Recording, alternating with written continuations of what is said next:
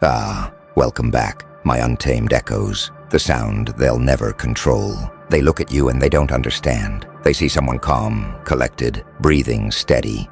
But they don't realize what's hidden in your hand. 2 keys, not made of metal, not carved in gold. No, these are keys forged in fire, polished in silence, shaped by every betrayal, every scar, every moment the world tried to bend you. 1 key opens the door to mercy, to forgiveness, to letting go, walking away, releasing the weight that chained your chest for years. The other key, it doesn't open a door, it seals one. It's the key that locks them in a cage built from their own lies, their own weakness, their own sins. And here's the part that terrifies them. They don't know which one you'll use. They watch your hands like gamblers staring at dice, praying you pick mercy, praying you spare them. But inside, you know something they'll never admit out loud. Forgiveness isn't weakness, and absolute ruin isn't cruelty. Both are power, both are choice, both belong to you. Think about it. How many times did you choose mercy,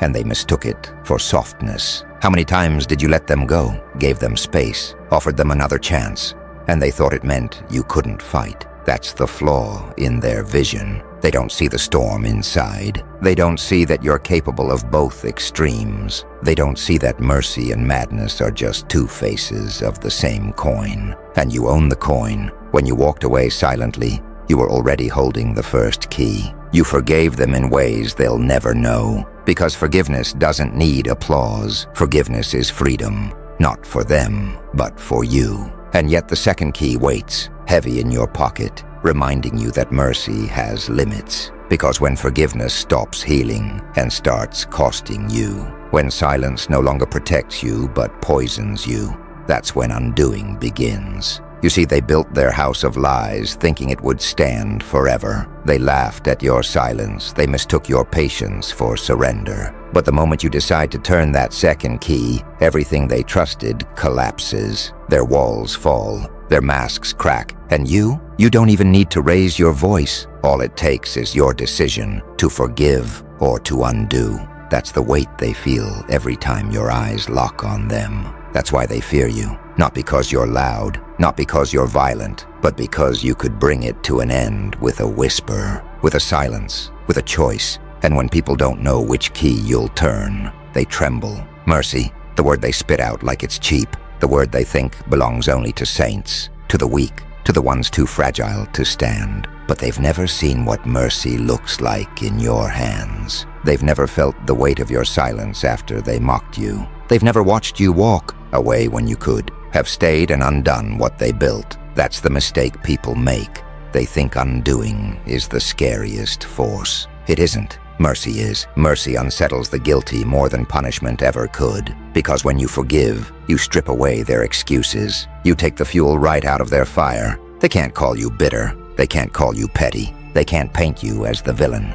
You gave them freedom they didn't deserve, and now they choke on it. Imagine this, they wronged you. They whispered about you. They built little traps in shadows. They expected you to rage, to fight, to come crawling back, demanding answers. But instead, you didn't give them war. You gave them silence. You gave them mercy. And in that silence, their minds became the prison. Every laugh feels fake. Every smile feels forced. Every shadow looks like your ghost walking behind them. Because mercy isn't absence. Mercy is a mirror. And in that mirror, they see themselves unmasked, exposed, hollow. Mercy forces them to sit with what they did without you lifting a finger. That's the real storm, not the fire you could unleash, but the stillness you hold instead. That's the silence that makes liars squirm in their own skin. That's the mercy that burns hotter than vengeance ever could. But here's the catch. Mercy isn't endless.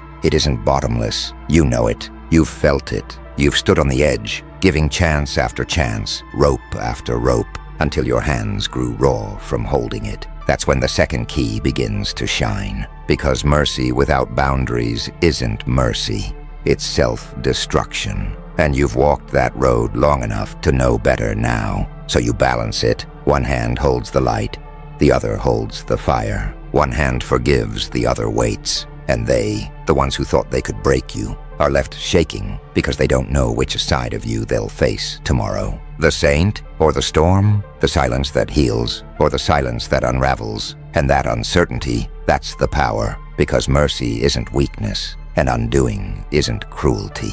Both are judgment, both are justice, both are in your hands. Unmaking, that's the word they fear but secretly expect from you. They think if they push you hard enough, you'll snap. They think one day you'll finally lose it, erupt into spectacle, loud and reckless. But they don't understand. Unmaking in your hands isn't chaos. It's precision. It's silence honed to an edge. You don't burn everything down just to watch it fall. No, you target. You calculate. You dismantle their foundation brick by brick, so quietly that by the time they realize, the house they built is already crumbling under their feet. That's the difference. Rage screams, precision whispers, and your unmaking whispers louder than thunder. Picture it. They played games with you, thinking they were the puppeteer, and you were the string. But when you decide to turn that second key, the strings fall to the floor. You don't shout, you don't chase, you don't beg. You remove your presence, you remove your energy, you remove your loyalty, and suddenly the very thing that fed them goes dark. That silence is unmaking disguised as absence. That's how you remove them without reaching for them. And make no mistake, this isn't cruelty. This isn't revenge for the sake of ego. This is justice, because every moment you gave them mercy, they mistook it for weakness. Every time you let them walk away, they thought you'd always be waiting. But when you finally close the door, when you finally lock it with that second key, they learned the truth. Your silence was never weakness. It was warning. You see, unmaking doesn't always look like fire. Sometimes it looks like indifference. Sometimes it looks like moving on so far, so fast, they can't even recognize you anymore. Sometimes it looks like success, discipline, focus so sharp it blinds them every time they try to look back at you. That's unmaking. Not screaming, not begging, but rising so high their memory of you feels small, almost pathetic in comparison. And yet there's an art to it, because you don't unmake everyone. You don't act recklessly. That's what separates you from them. You choose, you decide, you hold the keys, and your unmaking is selective, controlled, surgical, the kind that leaves no fingerprints, no explanation, only silence heavy enough to overshadow them. That's why they fear you, because they know deep down, mercy saves, but your unmaking ends. Ends trust, ends games, ends illusions, ends their hold on you. And when that day comes, there's no begging, no apologies, no turning back. Only silence, only the storm you set in motion with a single choice. Most people live one-handed. They know mercy, but not power. Or they know power, but not mercy. That's why they break. That's why they're predictable. But you carry both keys at once, and that's what makes you untouchable. Think about it. When they look at you, they can't read you. Are you the one who forgives, or the one who scorches? Are you the calm presence that lets things slide, or the storm that flips the whole table upside down? They don't know, and it drives them insane, because uncertainty is fear, and you are the walking embodiment of it. Mercy in your left hand, unmaking in your right. Every room you walk into feels that weight. Even silence bends differently when you're there. Some people try to test you, hoping you'll give them a clear answer, hoping you'll show weakness so they can exploit it, or show fury so they can call you unstable. But you give them neither. You give them balance. That's what terrifies them most, because here's the truth. When you hold both keys, you no longer need to prove yourself. You don't need their validation. You don't need their applause. They can call you cold. They can call you distant. They can call you sharp. But deep down, they know. It's not that you don't feel. It's that you choose. You choose who receives your mercy. You choose who faces your unmaking. And choice is the purest form of power. Watch how they scramble. When you forgive them, they panic, because now they have to live with the guilt of knowing. You had every right to end it for them, but didn't. When you unmake them, they panic, because now they have no access, no lifeline, no way back. Either way, you win. Either way, you hold the control. And here's the darker secret. Sometimes, the simple fact that you could unmake them is enough. You don't even have to act. You don't even have to turn the second key. Just knowing you have it makes them step differently. speak carefully, move like they're walking on cracked glass. That's what it means to carry both. Not one or the other, but both. Not weakness, not cruelty. Power, complete, undeniable power. So understand this.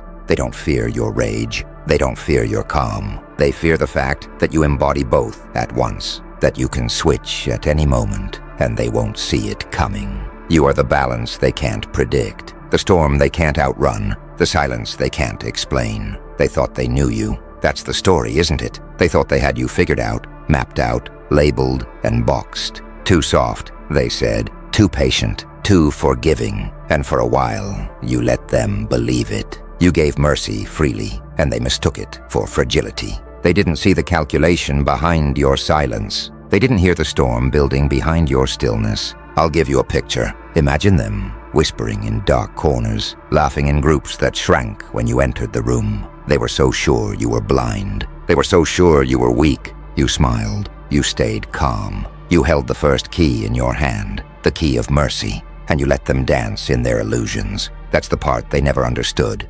Mercy isn't surrender. Mercy is a trap disguised as kindness. And then there was that other moment, the one they'll never forget. The day you decided enough was enough. The day your silence ended. You didn't shout. You didn't explode. You didn't break character. No, you simply turned the second key. You removed yourself. You severed the ties. You shut the door with no warning, no goodbye. And that silence was louder than any scream. Do you know what happened then? Their perfect little game board flipped upside down. The map they built, the plans they drew, all became useless without you on the board. Suddenly they realized you were never the pawn. You were the axis. You were the piece that held everything together. And when you withdrew, everything collapsed under its own weight. That's what your unmaking looks like. Measured, invisible, inevitable. They replay it in their heads now. The mercy that left them guilty. The silence that left them terrified.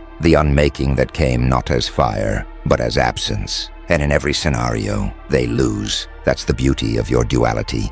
Mercy makes them fear your grace. Unmaking makes them fear your power. And the unpredictability makes them fear your very existence. That's why the air changes when you walk in. That's why their words stutter when your name comes up. They don't know which version of you they'll meet. And so every conversation feels like a test. Every smile feels like a gamble. Every silence feels like a sentence waiting to be read. You've turned life into their courtroom, and you hold both keys to the verdict. The battlefield isn't outside. It isn't fists or blades or even voices. The battlefield is always the mind. And that's where you win every time, because you know something they never learned. Silence bends people more than noise ever could. Watch it unfold. You walk into a room and without saying a word, the energy shifts. Jokes die mid-sentence. Eyes glance, then dart away. Some sit straighter. Some fidget. Some suddenly remember their phones. Why? Because they don't know what version of you stands before them. Mercy or unmaking? Calm or storm? The uncertainty pulls at their nerves until they can't even breathe naturally. That's the psychological weight you carry. You don't need to raise your hand or your voice. Your aura does the work. They sense you can forgive or erase,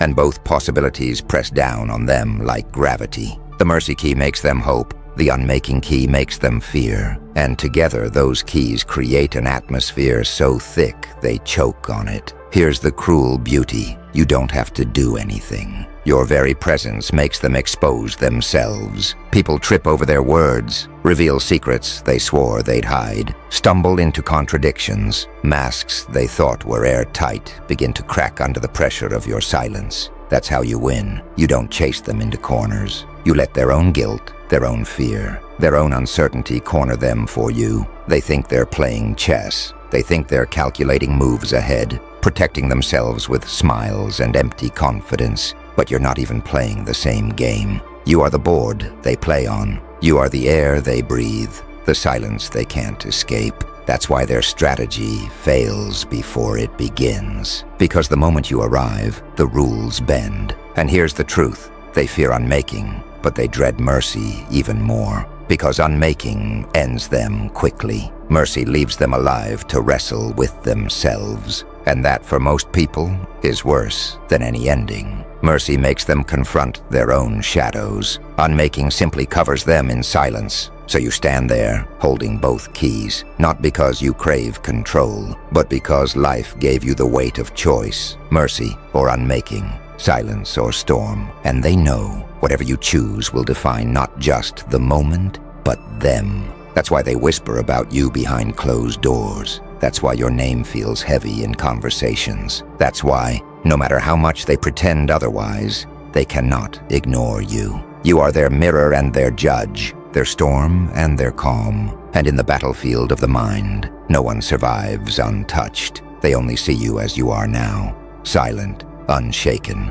walking, with two invisible keys in your hand. But what they don't understand, what they'll never understand, is how you became this. They think you were born unbreakable. They think you always carried this presence, this weight. No, you were forged into it. There was a time you didn't know how to choose, a time you gave mercy endlessly because you thought it was the noble path. You forgave until your hands shook from holding so much pain. You forgave until your own heart bled in silence, and each time they smiled, thinking they won. Each time they took advantage, thinking you were harmless. They mistook patience for weakness. They mistook kindness for fragility. But storms don't start as storms. They start as clouds gathering, shadows stretching, winds shifting. That was you. Slowly, steadily, something in you began to change. Every betrayal was a lesson. Every silence taught you patience. Every wound showed you a new edge of yourself. And one day, you realized something vital. Mercy without boundaries is poison. Forgiveness without discernment is self-erasure. That's when you found the second key, the unmaking one. Not unmaking for ego, not unmaking for revenge, but unmaking as protection. The power to end cycles, the authority to walk away without guilt, the clarity to cut ties clean. That was the day you became whole. That was the day you stopped being someone they could read, predict, or control.